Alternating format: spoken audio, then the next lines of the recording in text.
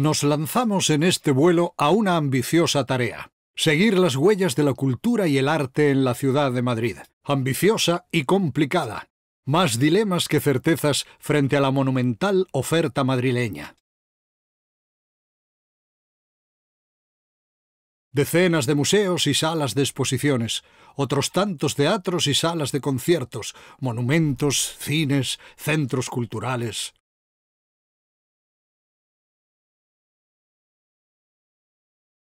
Apuntaremos algunos imprescindibles con el ánimo de que cada madrileño sume los propios.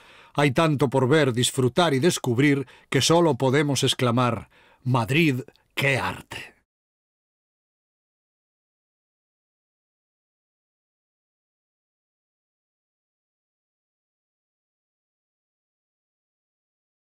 ¿Por dónde creen que vamos a comenzar?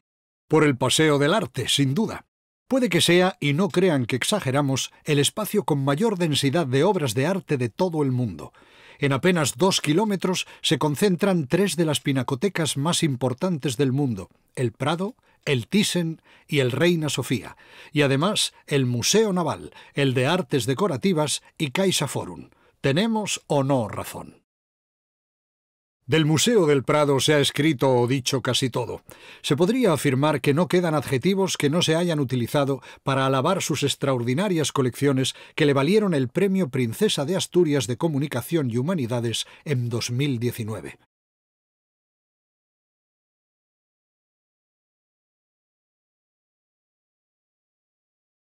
Ese mismo año recibió el conocido como Óscar de Internet, porque puede que el museo sea del siglo XIX, pero desde luego no se ha quedado anclado en el pasado. Tiene expuestas más de 1.700 obras y otras 27.000 permanecen en los almacenes por falta de espacio, y ello a pesar de las sucesivas ampliaciones que lo han convertido en un complejo con 4 edificios y 45.000 metros cuadrados de superficie total. Las colecciones del Prado son el reflejo de los gustos de la monarquía española, que fue adquiriendo las piezas a lo largo de la historia. Como propietarios que eran, algún que otro privilegio se permitieron.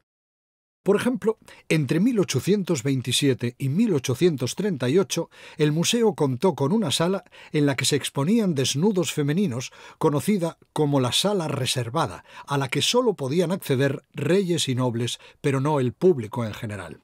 Ay, se ve que la moral no era igual para todos.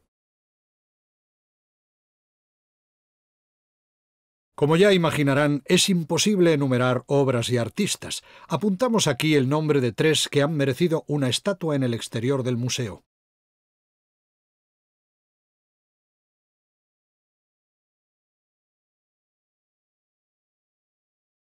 Murillo, en el sur. En el oeste, Velázquez. Y Goya, al norte.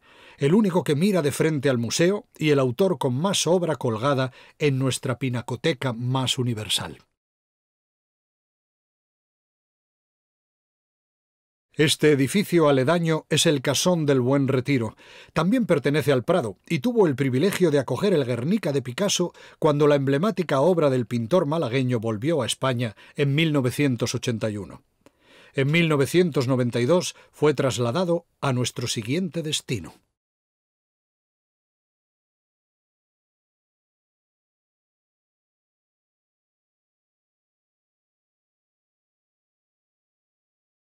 El Museo Centro de Arte Reina Sofía toma el relevo del Prado.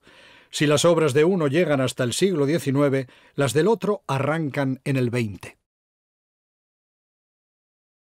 El edificio de este gran museo de arte moderno y contemporáneo hunde sus raíces en el siglo XVI, cuando Felipe II decide concentrar los hospitales de la corte en este lugar, el Hospital de San Carlos. Muchos de los enfermos que fallecían eran enterrados en el mismo hospital, y ese pasado ha rodeado de leyendas este edificio. El hallazgo de esqueletos durante las obras de rehabilitación, sumado a supuestos sucesos extraños, lo han convertido en un clásico de las investigaciones paranormales en España.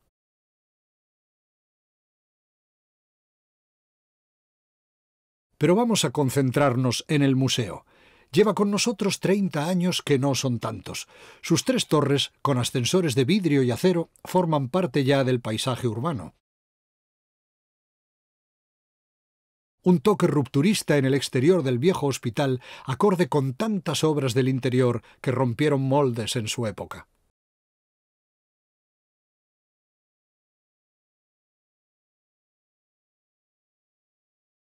Como le pasó al Prado, también el Reina se quedó pequeño y en 2005 abrió al público su ampliación, obra del arquitecto Jean Nouvel. Un edificio en el que todo es grande e impactante.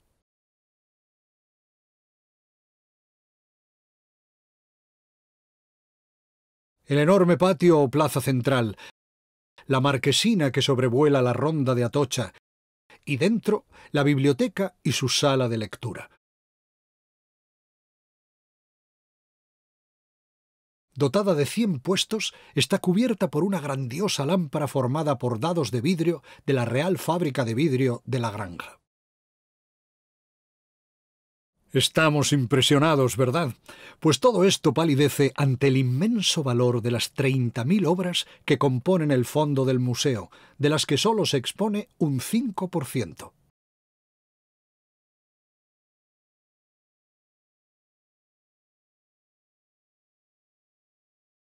Si hay que escoger una obra para representar el conjunto, no puede ser más que esta. Icono de la Guerra Civil Española y del antibelicismo mundial, el Guernica de Picasso pisó tierra española 40 años después de ser pintado, y desde 1992 todos podemos contemplarlo en esta sala.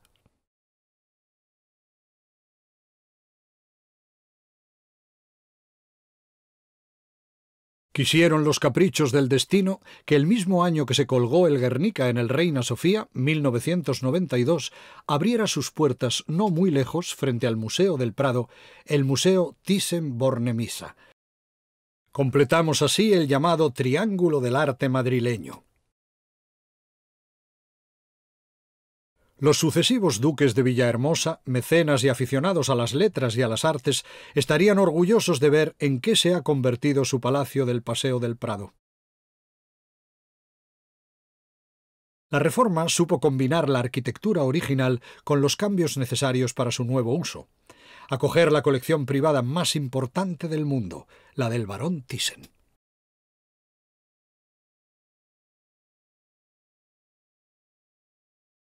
Una colección a la que le salieron muchos novios cuando el barón mostró su deseo de buscarle un emplazamiento definitivo. La Fundación Getty de Los Ángeles, los gobiernos de Inglaterra, Alemania y el de España. Muchos pretendientes y solo un elegido. Fue nuestro país con una oferta inmejorable y la influencia de la esposa del barón, la española Carmen Cervera. ¿Cómo elegir un solo cuadro dentro de una colección que recorre el arte occidental de los siglos XIII al XX? Difícil tarea, pero vamos a atrevernos con 2. Retrato de hombre con sortija, de Francesco del Cosa, el primer cuadro que el barón sumó a la colección ya iniciada por su padre. Y la obra que el propio museo utiliza en muchos de sus folletos informativos, Retrato de Giovanna Tornabuoni, de Domenico Ghirlandaio.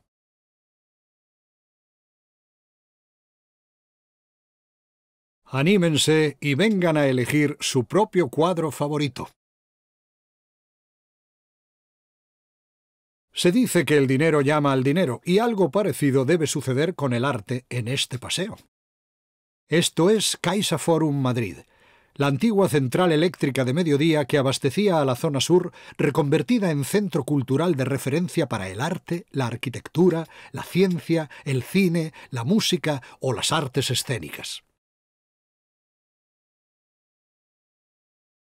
Un edificio que es una obra de arte en sí mismo. Vamos a fijarnos con atención. Se vació la antigua central y se respetó la fachada de ladrillo que se restauró artesanalmente. Parece que levita sobre la plaza, ¿verdad? Ese efecto se consiguió eliminando el zócalo de granito y construyendo los 3 pilares sobre los que ahora se asienta. Se ganó para los peatones una gran explanada pública. El edificio creció hacia abajo, con 2 plantas subterráneas, y hacia arriba, con una carcasa de chapa de fundición. Descubramos ahora por dentro Caixa Forum. Desde la escalera de acceso, todo es sorprendente. El hall que evoca la función industrial del edificio con vigas, vistas, tuberías y hormigón. La escalera blanca que conecta todos los pisos y en la que ningún tramo es igual.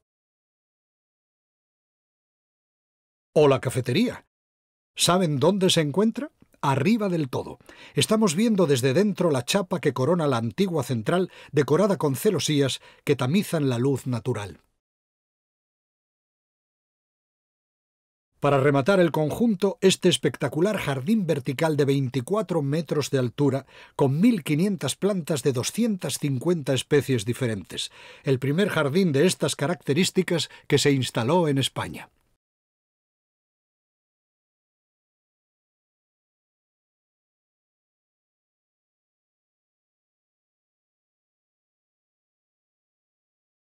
Nos movemos en la ciudad, primero muy cerca para llegar después hasta el río. Seguimos la estela de la modernidad de Caixa Forum con la Casa Encendida y Matadero.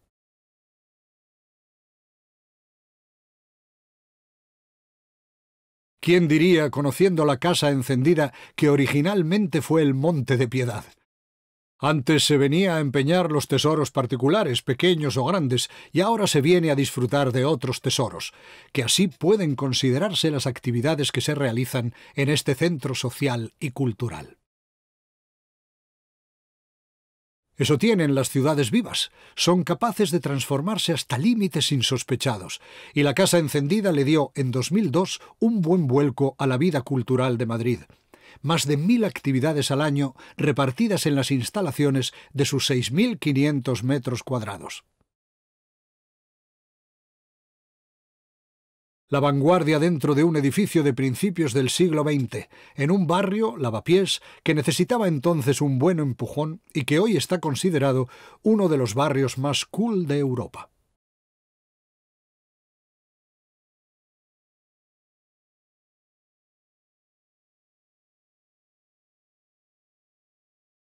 Hemos hablado de transformaciones, ¿verdad? Pues a ver quién supera esto. De matadero a centro de creación contemporánea. El cambio no pudo ser más radical.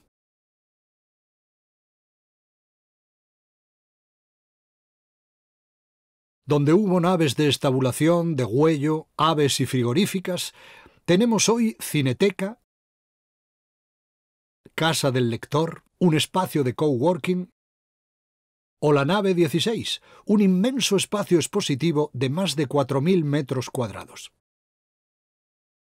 Su historia, como la de otros edificios recuperados de Madrid, tiene altibajos, pero también un final feliz. Durante 7 décadas, de 1924 a 1996, desde este espacio de más de 165.000 metros cuadrados y 48 edificios, se suministró carne a los madrileños.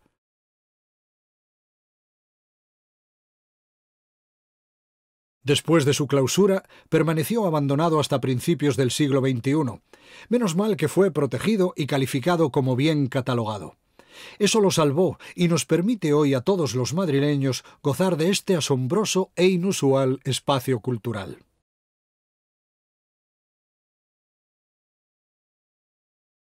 Cualquier intento de definirlo se quedará pequeño. En Matadero hoy se puede hacer casi de todo y para todos. Visitar exposiciones, asistir a conciertos y obras de teatro, ver películas, participar en talleres, ferias y encuentros, o simplemente dar una vuelta y maravillarnos de las segundas oportunidades, como la que ha tenido Matadero Madrid.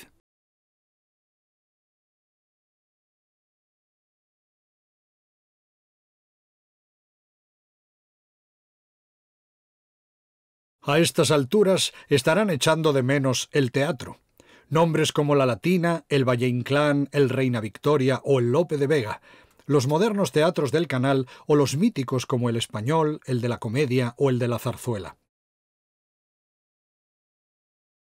no es para menos, porque Madrid es la ciudad con más salas teatrales de toda España. Este llamativo edificio, que recibió el Premio Arquitectura de la Bienal Española, es el último y más moderno teatro de Madrid. Son los teatros del Canal.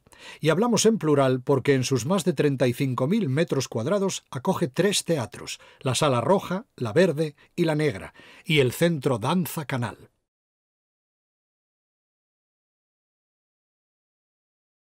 Están dotadas de la más moderna tecnología y preparadas para acoger complejas producciones artísticas. La más grande de las 3 es esta, la Sala Roja, con un aforo de 843 localidades. Garantiza máxima visibilidad y audición perfecta en cualquier punto de la sala.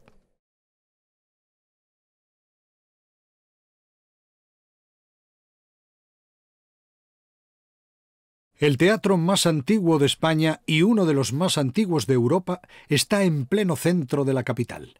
Es el Teatro Español. Levantó el telón por primera vez en 1583 y así ha continuado salvo interrupciones marcadas por el destino, como los incendios de 1802 y 1975.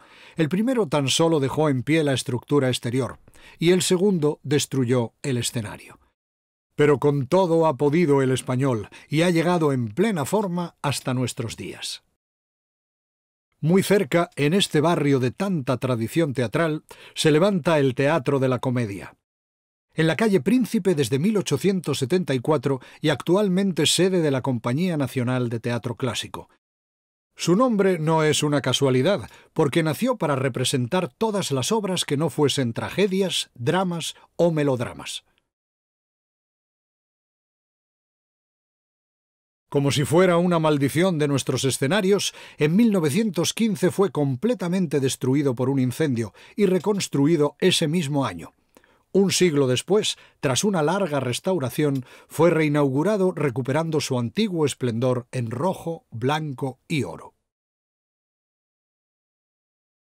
Su decoración en hierro forjado de inspiración árabe, que también se puede apreciar en las barandillas de palcos y escaleras, es una de sus señas de identidad.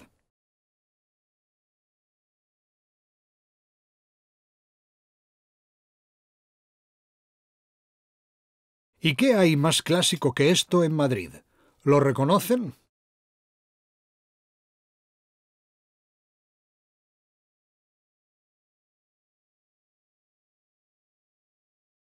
Es la verbena de la Paloma, y este edificio es el Teatro de la Zarzuela, un género que nació en la Villa y Corte y que tiene aquí su templo desde 1856, el primer y único teatro de la lírica española.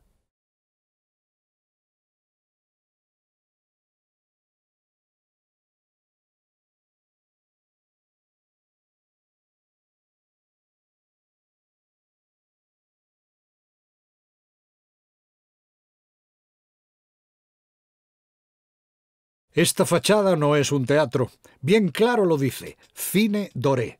Habrá quien todavía lo recuerde como el Palacio de las Pipas, que era lo que más se consumía en unos tiempos en los que al cine se iba con la merienda e incluso con la cena. Convendrán con nosotros que este edificio modernista es cautivador. No fue el primer cine de Madrid, ese estuvo en la carrera de San Jerónimo, pero sí está entre los pioneros. Comenzó a proyectar películas en 1923 y lo hizo hasta 40 años después, convertido en un cine de los de barrio de sesión doble, donde se comían pipas, por supuesto.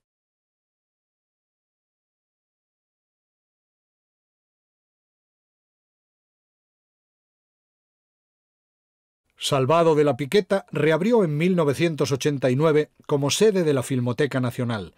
En medio del progresivo cierre de cines que se suceden en Madrid, el Doré es un oasis para todos los amantes del séptimo arte.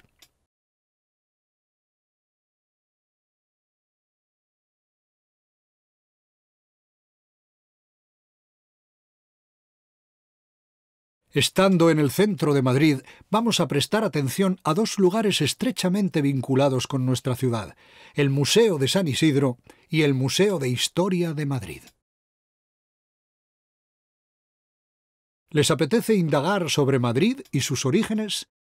Estamos en el sitio adecuado. el Museo de San Isidro. Sin salir de él, podemos ir de la prehistoria, hace 350.000 años ya había madrileños, hasta la corte de Felipe II. El museo ocupa la antigua Casa de los Condes de Paredes del siglo XVI, levantada donde 4 siglos antes estuvo la casa donde vivieron San Isidro y su esposa Santa María de la Cabeza. Así que no les sorprenderá que este museo nos ofrezca la oportunidad de saber algo más sobre la vida del santo patrón madrileño. ¿Conocían el Pozo del Milagro? El hijo de San Isidro cayó por accidente a este pozo y el santo, según la tradición, consiguió con sus oraciones hacer subir el nivel de las aguas hasta el brocal, rescatándolo de una muerte segura. Nuestro siguiente museo no ofrece dudas sobre su contenido: el Museo de Historia de Madrid. Desde su elección como capital en 1561 hasta la actualidad, con una visión global del arte, la industria y la vida cotidiana de los madrileños. 60.000 objetos variados nos esperan tras la magnífica portada barroca del antiguo hospicio de San Fernando.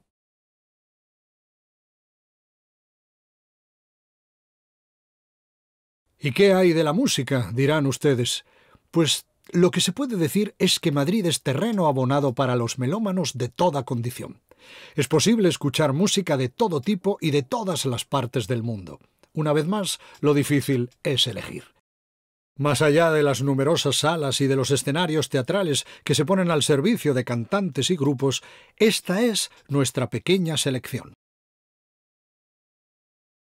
Un icono de la noche madrileña por el que han pasado 50 años y sigue tan joven como siempre: la Riviera, al borde del Manzanares. El polifacético Withing Center. El baloncesto está en su ADN y sigue siendo sede del Real Madrid y el Movistar Estudiantes, pero lo mismo que se aplauden los triples de sus equipos titulares, se corean las letras de los grandes de la música nacional e internacional. El histórico Teatro Real, inaugurado en noviembre de 1850, con 32 años de retraso y una historia que daría para un libreto operístico. El último y feliz capítulo arranca en 1997, con su reapertura como Gran Teatro de la Ópera de España. Pero no solo. En 2015, Sir Elton John y su banda se subieron a las tablas del Real y con ellos cayeron todas las barreras musicales.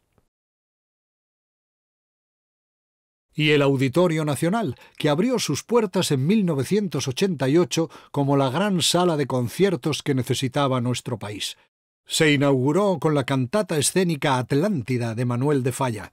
Sepan que el arquitecto responsable del edificio, José María García de Paredes, estaba casado con una sobrina del compositor gaditano. ¿Otra vez un guiño del destino?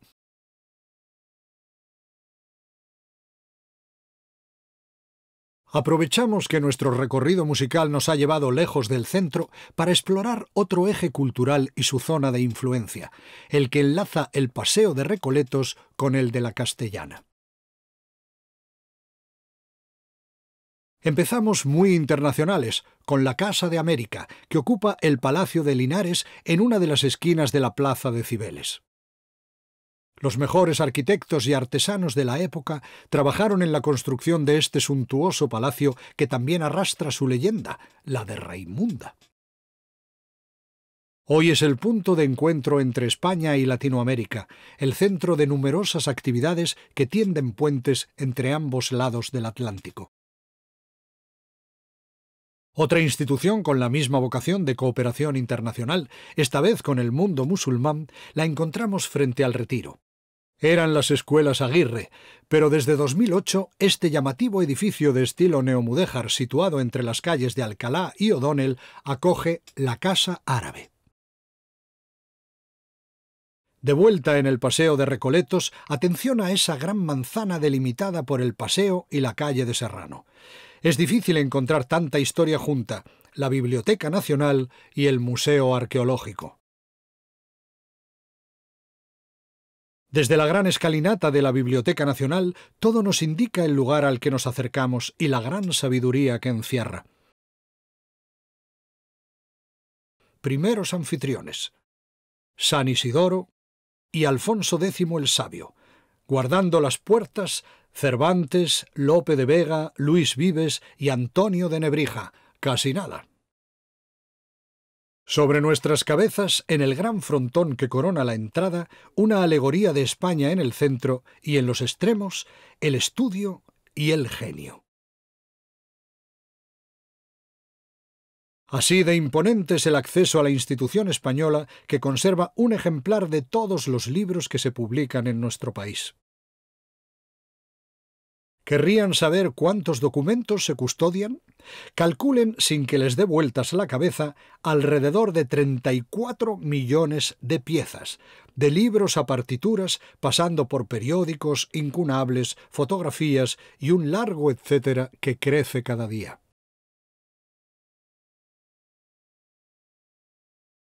Para su consulta, la biblioteca dispone de varias salas, pero sin duda el Salón de Lectura María Moliner es la joya de la corona.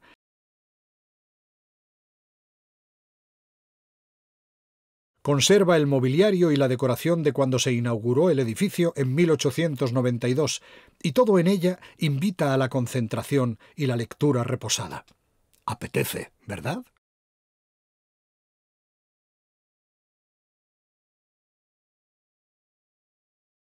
El Museo Arqueológico es el hermano siamés de la biblioteca, justo a su espalda y con fachada a la calle Serrano. Se fundó en 1867 siguiendo la tendencia europea en un momento en el que la arqueología empezaba a ponerse de moda en todo el mundo. ¿Quieren viajar en el tiempo? Este es el lugar indicado, desde la prehistoria hasta el siglo XIX. De vuelta en el siglo XXI, sobrevolamos la Plaza de Colón. Desde el subsuelo asoma el Teatro Fernán Gómez, que lleva el nombre del gran escritor, actor y director de cine y teatro desde su fallecimiento. Bajo este puente sobre el Paseo de la Castellana nos aguardan 17 esculturas abstractas. Llevan medio siglo a la intemperie. Se instalaron con la idea de crear un espacio para aproximar el arte moderno a los ciudadanos. Es el Museo de Escultura al aire libre. Sin la generosidad de los autores que donaron las obras, hubiera sido imposible reunir una colección de artistas de tanta calidad. Joan Miró, Julio González, Alberto Sánchez, Pablo Serrano o Eduardo Chillida. La obra del artista vasco Sirena Varada vivió su particular periplo. El ayuntamiento se negó inicialmente a colgarla del puente, alegando peso excesivo, y pasaron 6 años antes de que ocupara el lugar previsto. Ahí permanecen sus 6.150 kilos de hormigón, levantando acta de la resistencia del paso elevado.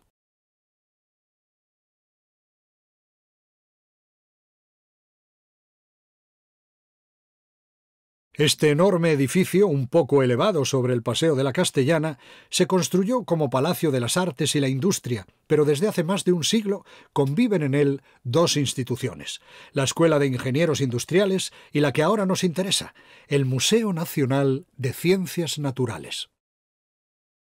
El origen del museo está en el Real Gabinete de Historia Natural de nuestro rey alcalde, Carlos III, allá por 1771. Son ya muchos años reuniendo piezas. ¿Adivinan cuántas? Más de 10 millones, aunque por falta de espacio solo se puede exhibir una pequeña parte. ¿Dónde detener la mirada? Nos sentimos como los niños maravillados que visitan el museo, boquiabiertos ante el esqueleto de la ballena rorcual.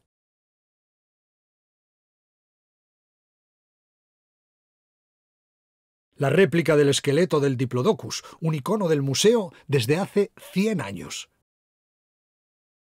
El megaterio, el primer esqueleto de un gran mamífero fósil reconstruido y montado.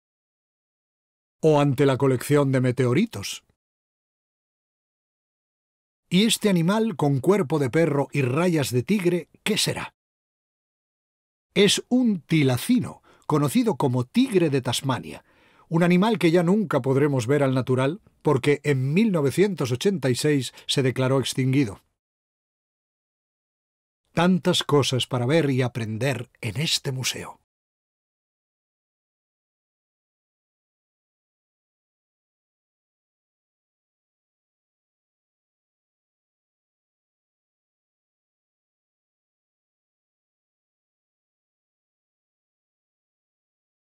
Nuestro recorrido llega a su fin. No se nos ocurre mejor sitio que este, frente al museo y ante una última escultura de poderoso simbolismo. Un cubo de hormigón de 5 metros de lado, recubierto de placas de mármol blanco de Macael. Representa, según su autor, algo originario y fundamental, el homenaje del pueblo de Madrid a la Constitución de 1978, un cubo abierto a los 4 puntos cardinales y al cielo de Madrid.